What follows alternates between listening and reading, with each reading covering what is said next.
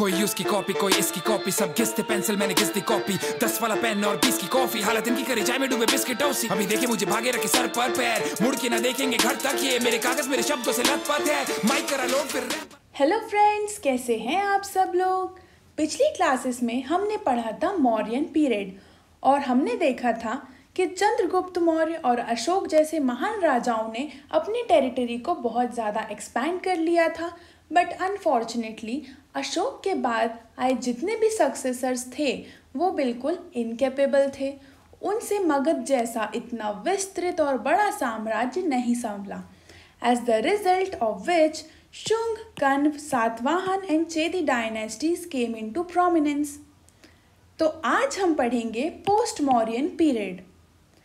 अब आपको एग्जाम में पूछ सकते हैं कि भाई मगध पे जो जिन डायनेस्टीज ने राज किया है उनका ऑर्डर क्या था। तो पहले आए शुंग, फिर आए कण्व, फिर आए सातवाहन और फिर आए चेदी। अब इसको एग्ज़ाम टाइम पे भूल गए तो दिक्कत हो जाएगी, तो थोड़ा ट्रिक से समझने की कोशिश करते हैं। इसको भी ना मैं एक कहानी की तरह समझाऊंगी। तो भाई तुम बैठे हो हॉल में और मम्मी तुम्हारी बना रही है हलवा, कहाँ पर, किचन में। तो जब हलवे की खुशबू हवा से चलती चलती तुम्हारे नाक के पास आएगी तो तुम उसको क्या करोगे, सूंघोगे, यू विल स्मेल इट। और फिर जब मम्मी तुम्हें चिल्ला के बोलेंगी बेटा खाना खा लो, तो वो किससे सुनोगे, कानों से सुनोगे। और भाई पूरे वाहनों पे बैठ के तुम किचन में पहुंच जाओगे और फिर बोलोगे मम्मी जल्दी जल्दी लाओ।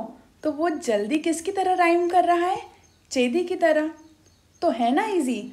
जब तुम नोज से स्मेल करोगे मतलब सूंघोगे तो शुंग डायनेस्टी, कानों से सुनोगे मम्मी की आवाज़ तो कण्व डायनेस्टी, वाहन पे बैठ के किचन में जाओगे मतलब सातवाहन, और जल्दी मतलब चेदी।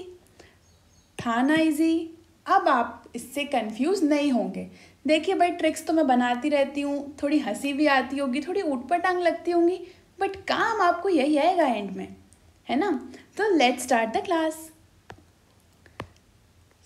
उससे पहले हम देखते हैं कि मौर्यन एम्पायर का फॉल कैसे हुआ।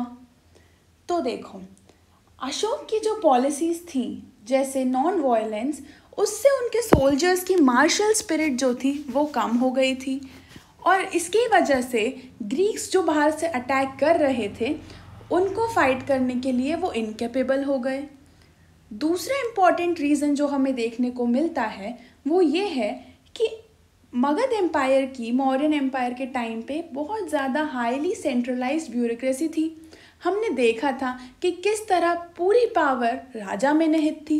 तो जब राजा को इतने सारे काम करने हैं तो उसे कैपेबल भी होना पड़ेगा। बट अशोक के बाद तो कोई कैपेबल रूलर था ही नहीं। फिर कुछ हिस्टोरियंस कहते हैं कि फाइनेंशियल क्राइसिस आ गया था। अब भाई मगध जैसे बड़े एम्पायर को सेफ रखने के लिए एक बहुत बड़ी आर्मी मेंटेन करनी पड़ती है। अब उतनी बड़ी आर्मी का खर्चा भी कितना सारा होगा, इसलिए फाइनेंशियल क्राइसिस आ गया था। ये इस बात से भी प्रूफ होता है कि लेटर मौर्यंस तक आते आते जो कॉइन की क्वालिटी है वो बहुत ज़्यादा गंदी हो गई थी, बहुत ज़्यादा इन्फीरियर मेटल के बनने लगे थे कॉइन्स। तो आपको थोड़ा आइडिया लगा होगा कि किस तरह मौर्यन एम्पायर डिक्लाइन हुआ। अब हम स्टार्ट करते हैं शुंग डायनेस्टी। देखते हैं कि किस तरह शुंग डायनेस्टी जो है वो आई मगध पर। तो भाई मौर्यन एम्पायर का जो लास्ट रूलर था जिसका नाम था बृहद्रथ, तो बृहद्रथ तो भाई इनकेपेबल था, लोग भी उससे कुछ खास खुश नहीं थे। तो बृहद्रथ का जो है एक कमांडर था, एक मिनिस्टर था, कौन, पुष्यमित्र शुंग। धर्म से वो ब्राह्मण जाति का था, वो बहुत कैपेबल था। तो उसने क्या किया कि बृहद्रथ को बोला कि भाई चलो आर्मी को इंस्पेक्ट करके आते हैं। ऐसे तो नहीं बोला होगा, ऑब्वियसली रिस्पेक्ट देके बोला होगा। तो उन्होंने बोला कि आर्मी को इंस्पेक्ट करते हैं। और जब बृहद्रथ आर्मी के पास गए तो पुष्यमित्र शुंग ने बृहद्रथ की आर्मी के सामने ही बृहद्रथ की हत्या कर दी और खुद गद्दी पे बैठे और शुंग वंश की स्थापना की। जब पुष्यमित्र शुंग गद्दी पे थे तो उनकी कैपिटल थी पाटलिपुत्र, जो कि बाद वाले जो उनके सक्सेसर्स थे उन्होंने कैपिटल विदिशा कर दी। विदिशा कहाँ पर है? एमपी में। ठीक है, तो अगर एग्जाम में पूछेंगे कि पुष्यमित्र के टाइम पे कैपिटल क्या थी तो पाटलिपुत्र, बट अगर इन जनरल पूरी शुंग डायनेस्टी का पूछा कैपिटल तो you will answer Vidisha. Is it clear to you?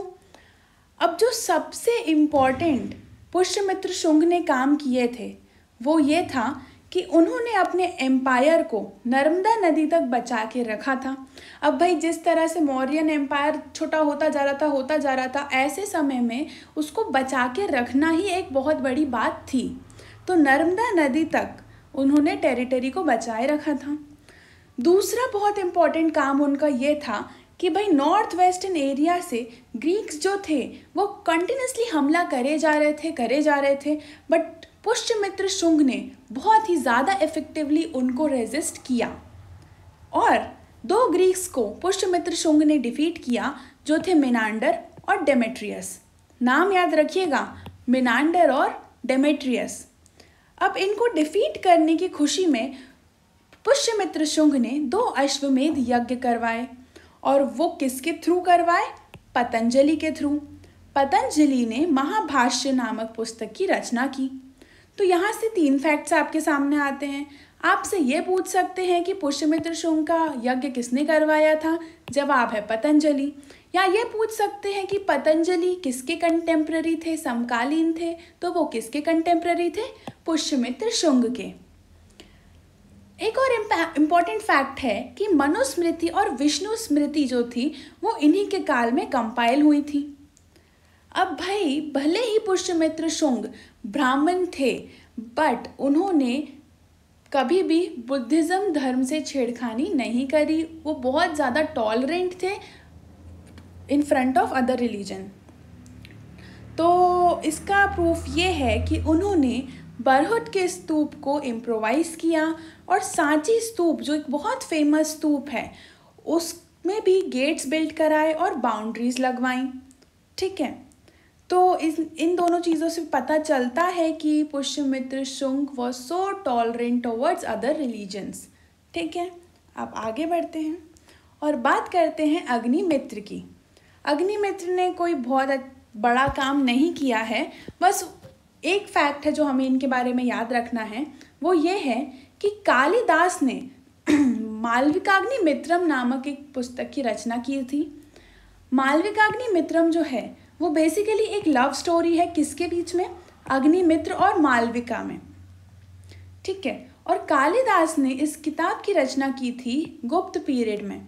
तो भाई कंफ्यूज मत होइएगा, अगर आपको एग्जाम में पूछेंगे कि कालिदास ने किसके समय में मालविकाग्निमित्रम की रचना की थी, तो कंफ्यूज होके गलत मत लगा दीजिएगा।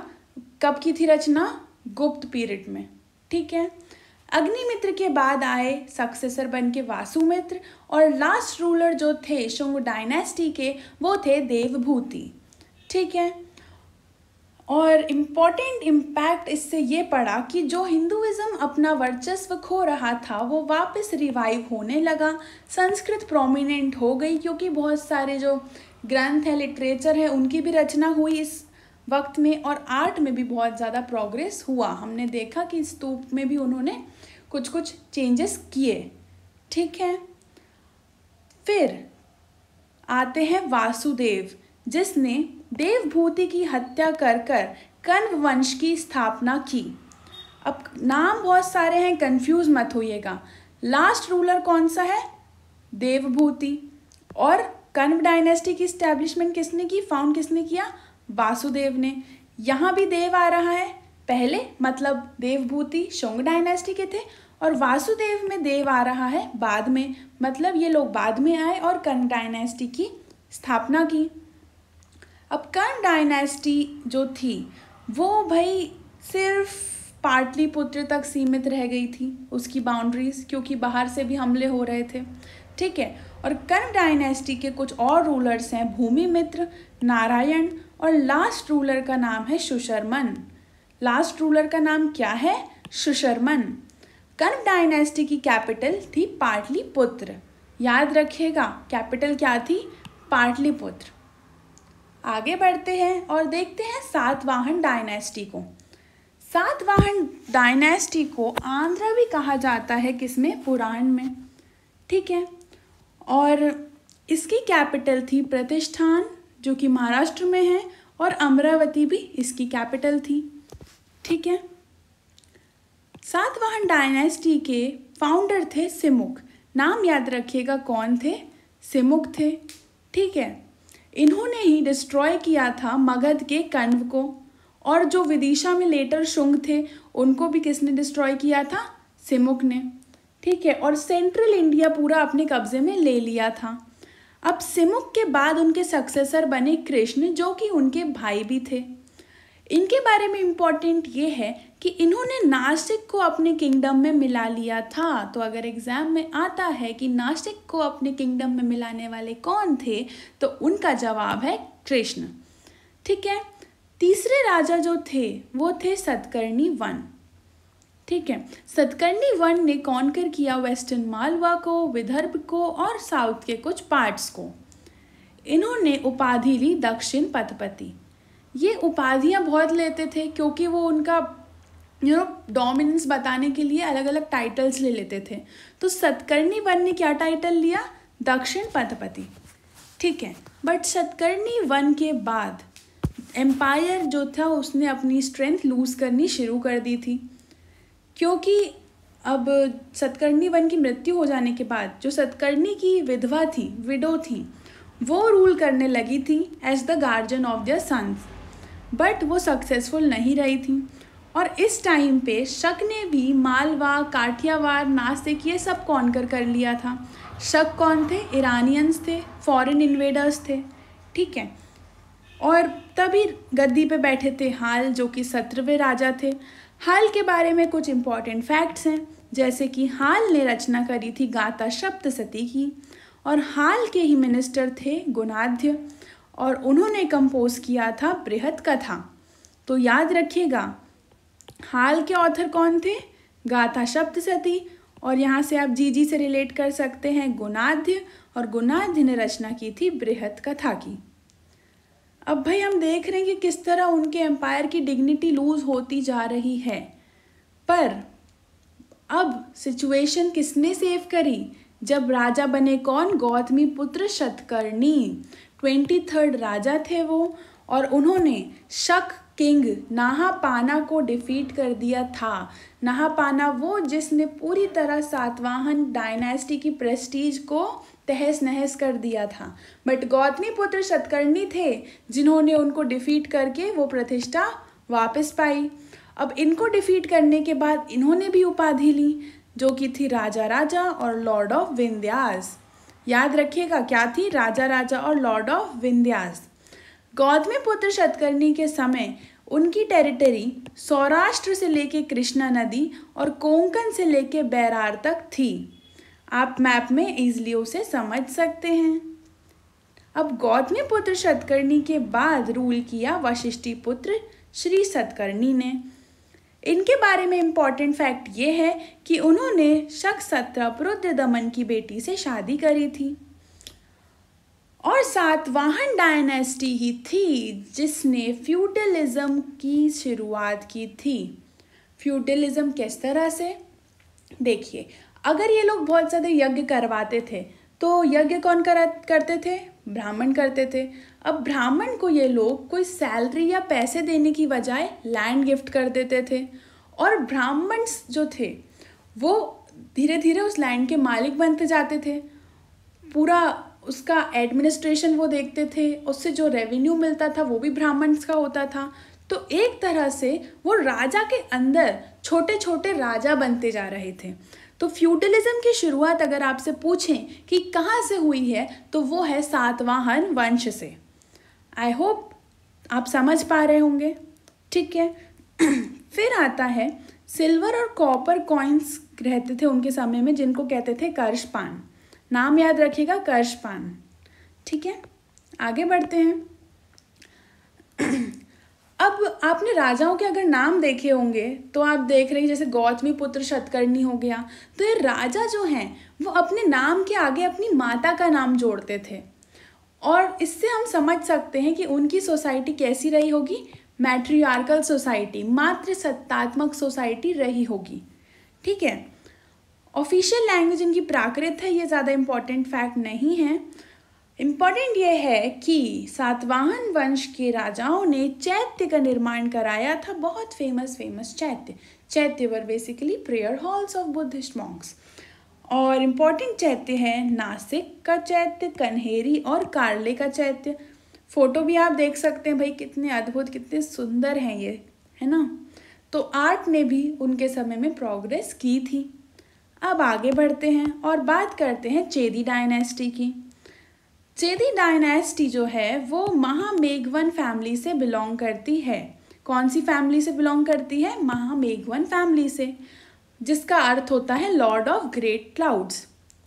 एक इम्पॉर्टेंट फैक्ट ये है कि अब भाई चेदी डायनेस्टी के बहुत इम्पॉर्टेंट रूलर थे खारवेल, जो कि तीसरे रूलर थे उस डायनेस्टी के। तो खारवेल क्या हाथी गुम्फा इंस्क्रिप्शन से, जो कि उड़ीसा में है, हमें चेदी डायनेस्टी की इंफॉर्मेशन मिलती है, याद रखिएगा। सो that is it for today guys. I hope आपको चीज़ें समझ आई होंगी। अगर नहीं आई हैं तो कमेंट सेक्शन में डाउट लिख के ज़रूर पूछेगा। और हमारा आने वाला वीडियो रहेगा फॉरेन सक्सेसर्स ऑफ मौर्यंस पे। So that is it, please revise ज़रूर कीजिएगा। मिलेंगे आगे, till then bye bye and take care.